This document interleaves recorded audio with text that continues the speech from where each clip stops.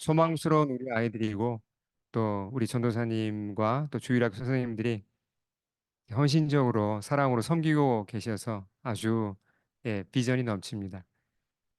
우리 성령님에 관한 세 번째 말씀입니다. 오늘은 이제 고넬료에 관계된 사건을 살펴보면서 성령님이 어떤 분이신지 우리가 배우고 우리 또 주님께 나아가겠습니다. 오늘 이제 방금 봉독한 본문은 이제 그 사건의 일부만 봉독을 했습니다. 이 사건이 정말 이제 인류 역사에서 정말 중요한 사건인데요. 그러니까 초대 교회가 세워졌죠. 자, 교회가 세워졌습니다. 그럼 무슨 길이 열린 거죠? 이제 누구나 구원받을 수 있는, 누구나 어떤 사람이든지 이제 구원받을 수 있는 구원의 길이 활짝 열린 것입니다.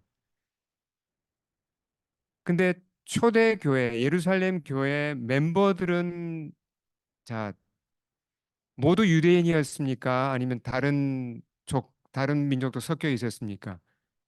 그 당시 모두가 100%가 다 유대인밖에 없었습니다. 근데 유대인들은 우리가 아시는 것과 같이 잘 알고 있는 것과 같이 수천 년 동안 그 외국인과는 교류를 하지 않았습니다. 아주 철저하게 자기네끼리 살았죠. 오늘날도 정통파 유대인들은 몬트리올의 유대인 지역에 가보시면 알겠지만 학교도 따로 다니고 물론 이제 외국인들한테 장사는 하지만 철저하게 그 자기네 커뮤니티 안에서 살아갑니다. 그렇죠? 초대교회 리더들과 멤버들이 모두 유대인인데 이들이 외국인과 교류를 하지 않으니까 무슨 문제가 되죠? 복음이 이제 이스라엘 안에만 있고 이스라엘 밖으로 나갈 수가 없는 겁니다. 분명히 예수님 뭐라고 말씀하셨습니까? 그 유명한 지상 명령에서 말씀하셨듯이 제자들에게 모든 민족에게 가서 제자를 삼으라고 말씀했는데 모든 민족으로 지금 못 가고 있잖아요. 근데 아마 머리로는 알았을 겁니다. 제자들도. 그렇지만 워낙 오랫동안 유대인끼리만 지내왔고 외국인을 상대하지 않았고 관계를 맺지 않았기 때문에 나갈 엄두가 안 나가는 겁니다. 외국인에게 다가갈 엄두가 안 나왔던 것 같아요. 근데 성령님이 이 상태에서 이제 이걸 다 간섭하십니다. 성령님이 기획하시고 계획하시고 주관하셔서 교회가 이제 외국인에게 문을 열도록 그렇게 만드십니다. 그 사건이 오늘 본문에 기록되어 있죠.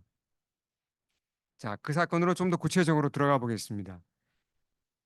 그러니까 사람이 뭔가를 기획하고 계획해서 일을 이룬 게 아니라 성령님이 친히 이 일을 하셨다는 겁니다. 복음이 외국인에게 나갈 수 있는 문을 친히 열어주셨다는 게 중요합니다. 자, 배경이 되는 도시가 어디입니까? 지중해 연안에 맨 위에 보시면 지금 가이사랴라는 도시가 있죠. 이곳이 배경입니다. 로마 군대가 주둔하고 있었죠. 오늘날도 이제 이 가이사랴에는 그 로마 유적이 아주 많이 있다고 합니다. 거기에 어떤 사람이 있었죠? 고넬리우스라는 사람이 로마 장교 가운데 한 사람입니다.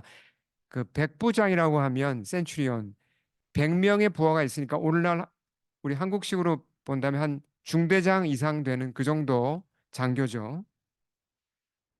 로마 장교가 이스라엘 지역에 지금 파견 나와서 일하고 있는 겁니다. 근데 이스라엘 종교에 대해서 로마 장교가 관심을 가질까요? 관심이 없죠. 예. 전혀 관심이 없습니다, 보통. 근데 이 고넬료는 달랐어요. 여호와 하나님께 깊은 관심을 가지고 있었습니다. 2절을 우리 같이 한번 읽어보겠습니다. 시작. 그가 경건하여 온 집안과 더불어 하나님을 경외하며 백성을 많이 구제하고 하나님께 항상 기도하더니. 자, 경건하여서 하나님을 경외했다는 표현을 보면 뭘 할 수 있습니까? 이 사람이 정말 하나님 믿는 사람 맞을까요? 예, 정말 하나님을 믿는 사람이에요. 하나님을 만난 사람이죠. 그럼 어떻게 이게 가능하죠? 이 사람 로마 사람이고 로마 사람이 어떻게 여호와 하나님을 알게 된 거죠? 어떤 경로가 있었을까요? 우리가 자세한 건 모르지만 짐작해 볼 수는 있습니다. 자, 유대인들은 예배를 어디서 드렸죠?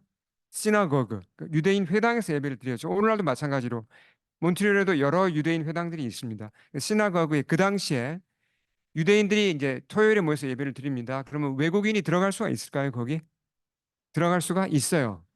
재밌죠? 이방인들하고 관계는 안 맺지만 예배는 오픈해서 들어와서 예배를 드릴 수 있도록 한 겁니다. 분명히 그러니까 이 고넬료도 유대인 회당에 가서 예배를 드리고 성경을 배우는 이제 이렇게 먼 발치에서 성경을 들으면서 배우면서 여호와 하나님을 만나게 됐다는 걸 우리는 충분히 짐작할 수 있습니다. 어, 혼자 나간 게 아니라 고넬료는 가족과 다 함께 그렇게 회당에 나가서 예배 드리며 하나님의 백성이 됐다는 걸 알 수 있죠.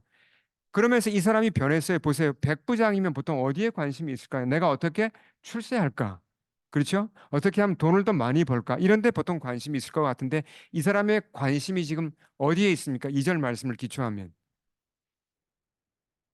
이 사람의 관심은 지금 하나님에게밖에 없어요. 그러니까 하나님이 가장 큰 관심이에요. 뭘 보면 알 수 있죠? 항상 기도했다고 그랬습니다. continually. 자, 기도를 continually 항상 기도하려면 어떻게 이게 가능합니까? 그러니까 기도를 진짜 뭐 시도 때도 없이 기도했다는 얘기인데 이게 어떻게 가능하죠? 어, 종교적인 열심으로만 이게 가능합니까? 안 됩니다. 기도를 continually 하려면 딱 하나밖에 길이 없습니다. 뭐죠? 기도가 좋아야 돼요. 기도가 하고 싶어야 돼요. 기도하면 너무 이게 기쁜 거예요. 기도가 하고 싶어야 계속 할 수 있죠. 그렇잖아요. 그러니까 기도를 사랑하는 자입니다. 그러니까 하나님께 대해서 열심히 있는 자예요. 하나님을 더 알고 싶고 더 배우고 싶고 하나님을 더 경험하고 싶고 이게 그러니까 여기에 꽂힌 사람이에요. 완전히. 예. 그러니까 인생 목적도 뭡니까? 하나님에게 있는 겁니다. 하나님을 어떻게 하면 더 할까? 하나님의 말씀을 어떻게 하면 더 삶에서 실천할까? 거기에 관심이 있죠. 그러니까 뭘 하고 살았다 그랬죠? 자기네 백성도 아니에요. 백성을 많이 구제했다는 게 유대인들 중에 어려운 사람들을 많이 도와주고 구제했다는 겁니다. 그러니까 고넬료는 어떻게 하면 하나님의 말씀을 내가 실천할까? 여기에 붙잡혀 있던 사람이에요. 그러니까 백성을 많이 구제한다는 겁니다. 참 특이한 사람이죠. 로마인인데. 근데 이 사람이 어떻게 이렇게 됐을까? 어떻게 하나님을 믿는 사람이 됐을까? 계기가 있었겠죠. 하루아침에 이렇게 되지는 않았을 겁니다. 백부장이면 굉장히 강인한 사람이거든요. 뭐 군인이니까요. 얼마나 아주 그 강인한 사람일 텐데 속으로는 아마 인생에 대한 고민, 어떤 죽음에 대한 그런 어떤 두려움과 인생에 대한 그런 허무함이나 여러 그런 어떤 근본적인 문제를 가지고 방황했다는 걸 알 수 있습니다. 그 가운데 결국은 어떤 경로를 통해 여호와 하나님을 만나게 되었고 그 하나님 안에서 평강을 찾은 거죠. 길을 찾은 겁니다. 인생의 목적을 찾은 겁니다. 이 사람이. 예. 근데 이 사람이요, 보면 이제 쭉 스토리가 계속되는 걸 보면 알 수 있지만 하나님을 더 알고 하나님 경험하고 이런 것에 대해서는 정말 열심히 많았어요. 그리고 큰 비용을 지불하고라도 하나님을 더 알고자 합니다. 하나님을 알아가고 하나님을 경험하는 데는 어떤 때는 비용이 듭니다. 대가가 따른다는 얘기죠. 좀 이따 보시면 어떻습니까? 고넬료가 누구를 자기 집에 초청하죠? 베드로를 초청하잖아요. 베드로는 그 당시 교회 지도자고 교회는 그 당시에 사회에서 굉장히 이상한 집단이었어요. 로마 장교가 교회 최고 지도자인 베드로를 자기 집에 초대하면 이거 보통 일이 아닙니다. 이거 심각한 그 당시로서는 범죄가 될 수도 있고 엄청난 피해를 볼 수도 있는데 그런 위험을 감수하고도 나중에 베드로를 자기 집에 초대하잖아요. 이걸 보면 고넬료는 하나님을 더 알기 위해서라면 무슨 큰 비용이라도 지불할 준비가 된 사람이었어요. 그런 열정을 가진 사람이었어요. 예. 자, 여기서 우리가 한 가지 우리 자신을 돌아볼 필요가 있습니다. 우리 특별히 오늘은 이제 우리 청년 청소년들이 이제 저의 주 말씀의 주요 이제 타겟인데 우리 전체에게 주시는 말씀이기도 합니다. 우리를 돌아볼 수 있어요. 고넬료라는 하나의 이 사람을 보면서 여기에 담긴 말씀을 통해 우리 자신을 돌아볼 수 있습니다. 그러니까 우리는 과연 하나님을 알고자 하는 열심이 어느 정도 열심히 그 속에 나 속에 있냐는 겁니다. 하나님을 더 알고자 하나님을 더 경험하고자 나는 어디까지 내가 비용을 지불할 수 있나? 어, 별로 그런 열심이 없는 것 같다. 이러면 이제 문제가 있는 거죠. 어, 우린 대부분 바쁘게 살고 있습니다. 제가 뭐 만나는 우리 교우님들 이렇게 부분 이렇게 만나서 또 얘기 들어보고 해도 다들 바쁘세요. 집안에서 집안일만 해도 참 바쁩니다. 아이들 키우고 얼마나 이게 할 일이 많습니까? 직장에서 학교에서 이 일 끝나면 저 일 있고 계속 일이 많죠. 다들 바쁩니다. 그러니까 이런 세상에서 자 보세요. 우리 특별히 우리 청년들, 청소년들 바쁘죠, 그렇죠? 예, 이제 대학생들은 학기가 끝났으니까 조금 한숨 돌리지만 또 뭐 여름학기 시작하고 알바하고 얼마나 바쁩니까? 근데 하나님께 우선권을 두지 않으면 다시요. 하나님께 우선권을 두지 않으면요. 하나님을 알아가고 하나님을 경험하는데 우선권을 두지 않으면요. 그러니까 우리가 예배에 참석하고 성경 공부하고 큐티하고 이런 것에 우선권을 두지 않으면 그런 일들은 점점 좀 뒤로 밀려요. 왜요? 바쁘니까. 자연스럽게 뒤로 밀리죠. 그렇죠? 계속 그래서 하나님께 대한 우선권이 이렇게 자꾸 뒤로 밀리다 보면 나중에는 예배에 오는 것도요. 이게 이상하게 돼요. 예배도 잘 못 드리게 됩니다. 어, 우리가 자신을 돌아보자는 겁니다. 제가 지금 뭔가 이렇게 뭘 하라는 얘기보다 우리를 돌아보라는 얘기입니다. 어, 만약에 내 속에 하나님을 더 알고자 하는 열심, 그분께 더 가까이 가고자 하는 소원이 없다면 나는 어떤 사람입니까? 그 소원이 없다면 나는 거듭난 게 아닐 것입니다. 나는 아직 성령을 받지 못했을 가능성이 큽니다. 아직 구원받지 못했을 가능성이 크다는 얘기죠. 만약에 하나님을 알고자 하는 소원이 내 속에 없다면요. 물론 하나님을 만난 사람도 영적으로 슬럼프에 빠지면 그렇게 될 수 있어요.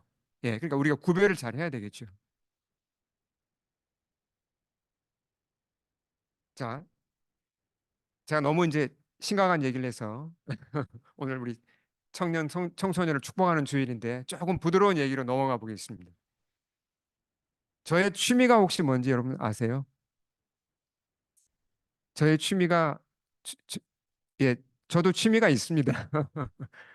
예, 저는 이제 걷는 걸 좋아하고 자전거 타기를 좋아하는데 예, 제가 이제 가진 취미 중에 저는 이제 제가 사진 촬영을 좋아합니다. 제 아버님한테 물려받은 취미인데 그래서 제가 카메라에 관심이 많아요. 그래서 이제 카메라를 이제 제가 살 건 아니지만 이제 새로 나온 카메라가 있으면 제가 그런 쪽에 이렇게 많이 찾아보고 관심이 많습니다. 이제 그런 일이 즐거운 거죠. 그래서 자연스럽게 알게 된 카메라 스토어가 있습니다. 카메라 가게. 혹시 이 두 가게를 아시는 분 계세요? 혹시? 아시는 분 역시 우리 전도사님은 전문가니까 예, 당연히 아시고. 근데 이 카메라 가게 이제 B&H라는 가게와 아도라마라는 가게에 얽힌 스토리가 있습니다. 그 얘기를 제가 좀 하고 싶습니다. 이 두 가게가 공통점이 있어요. 자, 어떤 공통점이 있냐면 둘 다 1970년대에 시작됐습니다. 그리고 둘 다 뉴욕 맨하탄에 있습니다. 한 50여 년 전에 시작됐죠. 또 하나 공통점은 주인이 둘 다 정통파 유대인이라는 겁니다. 이 가게들은 창립부터 오늘날에 이르기까지 매주 금요일 3시면 문을 닫아요. 그리고 토요일은 영업을 하지 않습니다. 완전히 클로즈 됩니다. 그리고 일요일 아침 10시에 다시 문을 엽니다. 그럼 어떻게 되죠? 매주 금요일 오후 3시부터 토요일까지 하루 반을 문을 닫는 겁니다. 어디서요? 맨하탄에서. 그럼 다른 카메라 가게는 없습니까? 다른 카메라 가게들도 많이 있죠. 그럼 그렇게 해가지고 경쟁해서 이겨내고 장사가 될 것 같습니까, 여러분? 상식적으로 생각하면 망해야 됩니다, 이렇게 하면. 왜요? 사람들이 가장 많이 쇼핑하는 시간이 금요일 오후와 토요일이잖아요. 근데 한술 더 떠서 이 가게들이 어떻게 하냐면요. 제가 좀 구체적으로 찾아봤습니다. 어, 지난 4월 11일부터 20일까지 열흘 동안 문을 닫았어요. 어? 열흘 동안 문을 닫았다. 그러니까 이게 진짜일까? 근데 진짜 문을 닫았습니다. 열흘 동안 연속으로. 왜요? 유월절을 지키고자. 패스오버입니다. 유대인 축제인. 그러니까 왜 이렇게 하죠, 이 사람들이? 안식일을 지켜서 안식일에 여호와 하나님께 예배를 드리기 위해서 그렇게 하는 거고 유월절 축제 기간 동안에 그런 어떤 성경 말씀대로 살기 위해 그렇게 하는 겁니다. 어, 그래서 안식일 외에도 1년에 유대인의 명절로 문을 닫는 날짜를 대강 세보니까 약 30일을 문을 닫습니다. 근데 상식적으로 생각하면 이런 가게들이 어, 이건 망해야죠. 근데 신기하게 안 망했습니다. 그리고 제가 조사를 해보니까 그러니까 미국에서 카메라 그리고 비디오, 음향기기 이런 이 세 가지를 전문으로 하는 이 회사 이제 리테일 회사죠. 회사 순위를 찾아봤어요. 1등은 어딜까요? 1등은 베스트바이입니다. 베스트바이는 아시겠지만 대기업입니다. 2등이 B&H고 3등이 아도라마였어요. 엄청 크게 성장한 겁니다. 어, 자, 이 두 가게를 보면서 뭘 우리가 배워야 합니까? 어떤 교훈이 있습니다. 저는 그렇게 믿어요. 자, 이 사람들은 유대인들이잖아요. 유대인들은 구약 성경만 가지고 있습니다. 반면에 우리 크리스찬들은 구약 성경에다가 신약 성경까지 가지고 있습니다. 누가 더 하나님에 대한 정보를 많이 가지고 있습니까? 우리예요. 우리가 훨씬 하나님을 더 잘 알 수 있습니다. 자, 그러면 이런 자문을 우리한테 스스로 하지 않을 수가 없습니다. 하나님을 향한 열정에 있어서 우리는 이 유대인들만큼 우리는 그런 열정을 가지고 있는가 하는 겁니다. 하나님을 경외하는 데 있어서 우리는 그러면 그들 유대인들만큼 그런 경외심을 가지고 있냐는 것입니다. 우리 스스로 돌아볼 필요가 있다는 거죠. 자, 다시 고넬로 이야기로 돌아가겠습니다. 어, 고넬료는 그렇게 하나님을 알고자 하는 열정을 가지고 있었죠. 근데 이걸 누가 알았습니까? 성령님이 정확하게 아셨습니다. 그리고 그를 섬세하게 도와주십니다. 어, 이때로부터 거의 약 한 10여 년 전에 어떤 일이 있었죠. 초대교회가 세워졌고 예루살렘으로부터 시작하여 복음이 전파되고 있었습니다. 근데 성령님의 계획은 뭡니까? 이 로마 사람 고넬료와 그 가족에게도 복음을 전해주고자 하는 계획을 성령님이 가지고 계셨고 이를 실행에 옮기십니다. 그래서 하루는 고넬료가 오후 3시경에 기도를 하고 있는데 환상 중에 하나님의 사자가 찾아와 한 말씀이 바로 이 앞에 써 있는 얘기입니다. 우리 같이 한번 읽어보겠습니다. 천사의 메시지죠. 시작. 내 기도와 구제가 하나님 앞에 상달되어 기억하신 바가 되었으니 내가 지금 사람들을 요바에 보내어 베드로라는 시몬을 청하라.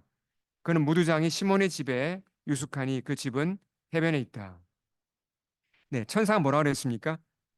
베드로라고 하는 시몬 아주 구체적으로 얘기했죠. 그 사람을 초청해라.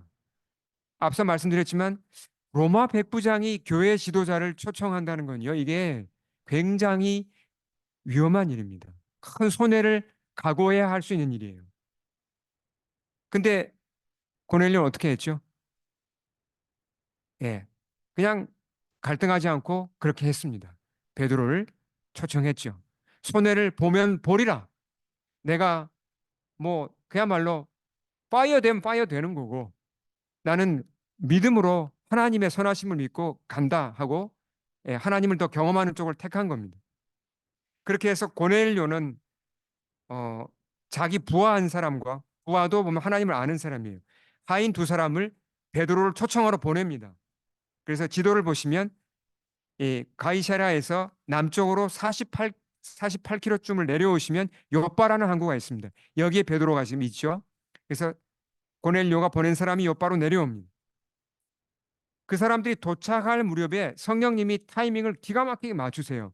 베드로는 기도하고 있었어요. 어디서 기도하고 있었죠? 지붕 위에서. 누구의 집에서요?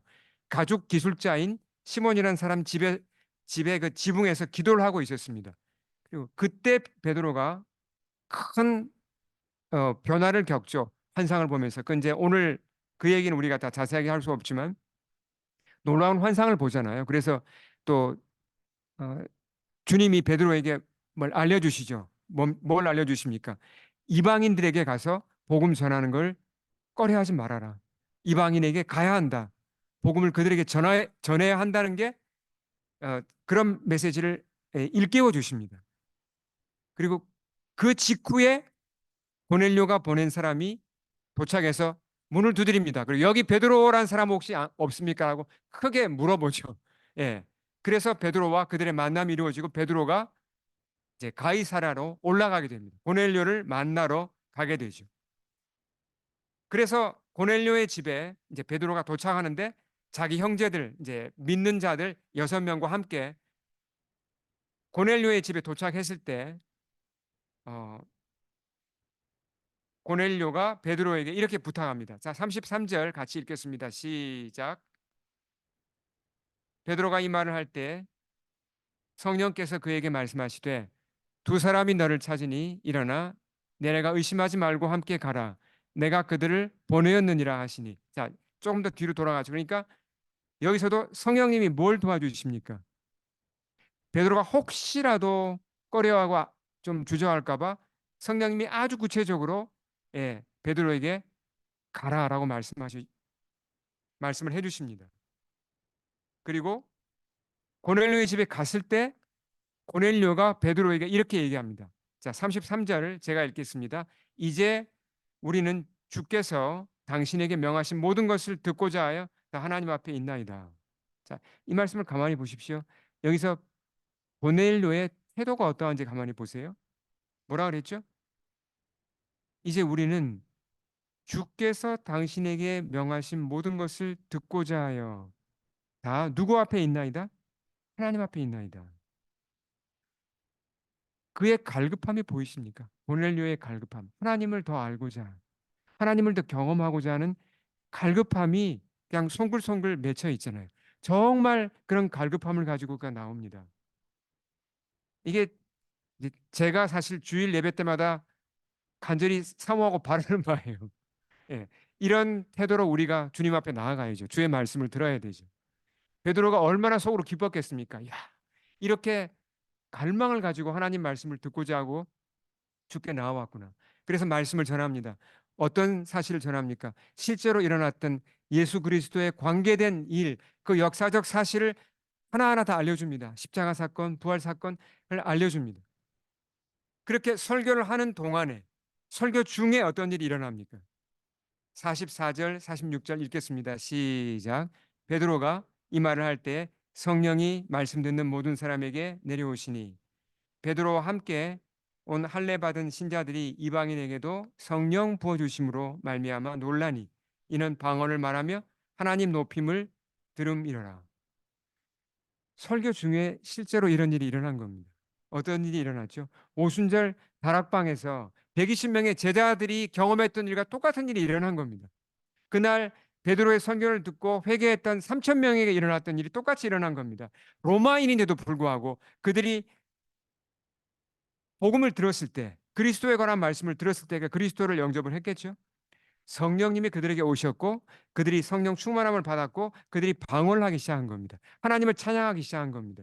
이런 일은 이제 누구에게나 다 열려 있다는 거죠. 그 사람이 유대인이든 로마인이든 뭐 캐네디언이든 한국인이든 관계없이 예수 그리스도를 정말 믿고 받아들인다면 성령님이 오시고 성령님이 동거하시는 일이 일어난다는 겁니다. 이걸 보면 분명히 예, 예수 그리스도는 만민의 구주라는 게 아주 분명히 드러납니다. 고넬료가 얼마나 기뻤겠습니까?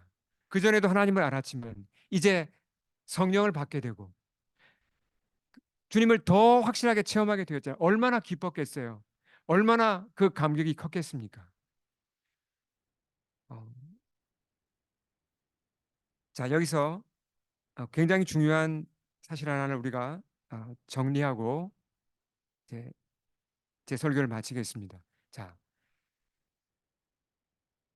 성령님 그러면 우리가 잘못 가지기 쉬운 이미지가 있습니다.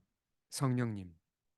성령 받는다 이런 말을 또 잘못 오해할 수가 있다는 거죠. 무슨 얘기입니까?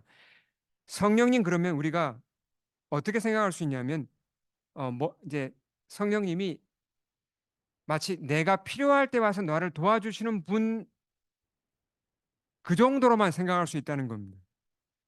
물론 성령님이 그렇게도 하시죠. 내가 필요할 때 우리가 정말 어려울 때 도와달라고 하면 도와주십니다. 그렇지만 그건 성령님의 아주 일부에 지나지 않는 성령님의 캐릭터의 한 부분에 지나지 않는 거예요. 어, 성령님이 누구십니까? 오늘 이 사건을 봐도 누가 이 만남을 주선하셨고 누가 베드로로 하여금 로마인을 만나서 복음을 전하게 하셨고 이 누가 복음이 이스라엘을 넘어서서 로마인에까지 가도록 누가 다 계획하시고 주관하시고 기획하시고 다 그걸 이끄셨죠? 사람들이 생각한 게 있습니까? 거기에 대해서? 아니요. 꿈도 꾸지 못했습니다. 베드로는 그렇게 그런 일을 자기가 하리라고는. 근데 성령님이 다 주관하시고 계획하시고 추진하셔서 그 일을 만드신 겁니다. 성령님은 하나님이시고 세계를 경영하는 분이십니다. 세상 역사를 주관하는 분이십니다. 내 인생의 모든 일들도 그분이 다 주관하시고 계획을 가지고 계시고 인도하는 분이시고 그분이 주인이시고 그분이 왕이시라는 겁니다. 우리가 성령님을 마음대로 이렇게 좌지우지할 수 있는 게 절대로 아닙니다. 우린 겸손해야죠. 그분이 왕이시고 우린 종이에요. 그래서 우리의 첫째 관심은 어디에 가 있어야 됩니까? 성령님, 지금 뭘 하고자 하십니까? 이 세상을 보더라도 우리가 환경 문제가 있고 전쟁들이 일어나고 또 여러 경제 문제가 있고 이 세상이 어떻게 돌아가는가? 성령님이 지금 뭘 하시는가? 우리가 내 기도 제목을 딱 정해놓고 성령님 이걸 해주십시오가 아니라 이 세상을 보면서도 어떻게 해야 됩니까? 성령님 지금 성령님의 뜻이 무엇입니까? 성령님 이 세상을 위해서 지금 우리가 뭘 기도해야 합니까? 우리가 물어야 되고 성령에서 답을 찾아야 되고 성령님이 하시는 일을 알고자 해야 됩니다. 겸손히 그분의 계획이 뭔지를 우리가 알고자 해야 된다는 얘기죠. 내 인생도 마찬가지입니다. 우리 가족의 관계된 것도 마찬가지입니다. 내가 다 정해놓고 성령님 우리 아이는 이렇게 돼야 됩니다. 성령님 저는 이 학교 들어가야 됩니다. 성령님 저는 이 직장 들어가야 됩니다. 저를 도와주세요. 이건 아주 어린 신앙이고 아직 이건 뭔가 잘못된 겁니다. 그게 아니죠. 내가 주인이 아니에요. 성령님이 계획을 가지고 계시고 그분이 훨씬 더 잘하시고 그분이 왕이세요. 그러니까 우리는 어떻게 해야 됩니까? 성령님 저를 향한 계획이 뭔가요? 성령님 제가 뭘 하면 좋겠습니까? 어느 길로 가야 됩니까? 어느 길로는 가면 안 됩니까? 그분께 묻고 그분의 음성에 귀를 기울이고 성경을 통해서도 그분의 계획을 내가 알고자 해야 되고 그분을 따라가고자 해야 되고 그분께 순종하고자 해야 됩니다. 그러니까 성령님이 뭐라고 말씀하실까에 모든 촉각을 세우고 기도해야 되고 말씀을 들어야 된다는 얘기죠. 그리고 성령님의 뜻을 내가 아는 만큼 어떻게 해야 됩니까? 순종해서 따라가야죠. 그렇게 할 때 길이 열리게 되고 오늘 사건과 같은 놀라운 신비한 일을 체험하게 돼요. 베드로가 얼마나 놀랐겠습니까? 고넬료가 얼마나 놀랐겠습니까? 성령님이 이 모든 걸 다 기획하시고 계획하시고 추진하는 걸 보면서 얼마나 전율을 느끼고 와 맞아 성령님께 순종해야 돼. 성령님의 뜻을 내가 알고 따라가야 돼. 그렇게 그들이 공감했겠습니까? 특별히 우리 청년들 청소년들은 꼭 기억하셔야 돼요. 성령님은 여러분을 향하여서 아주 선하고 아주 아름다운 계획을 가지고 계십니다. 아멘. 분명히 가지고 계세요. 지금까지도 인도하셨고 앞으로도 인도하실 겁니다. 그것을 믿고 내가 그분의 선한 뜻과 그분의 선한 계획을 더 알고자 해야 되고, 그런 소원을 가지고 성경을 읽으셔야 되고, 그런 소원을 가지고 기도해야 되고, 예배에 나와야 됩니다. 그리고 그분의 뜻이 깨달아지는 만큼, 찾아지는 만큼 순종해야 됩니다. 따라가야 됩니다. 그리고 성령님을 더 알고자 하는데, 더 경험하고자 하는데 투자하셔야 돼요. 그렇게 할 때 인생이 가장 아름다운 열매를 맺히는 인생으로 나아갈 것입니다. 아멘. 우리 함께 기도하겠습니다.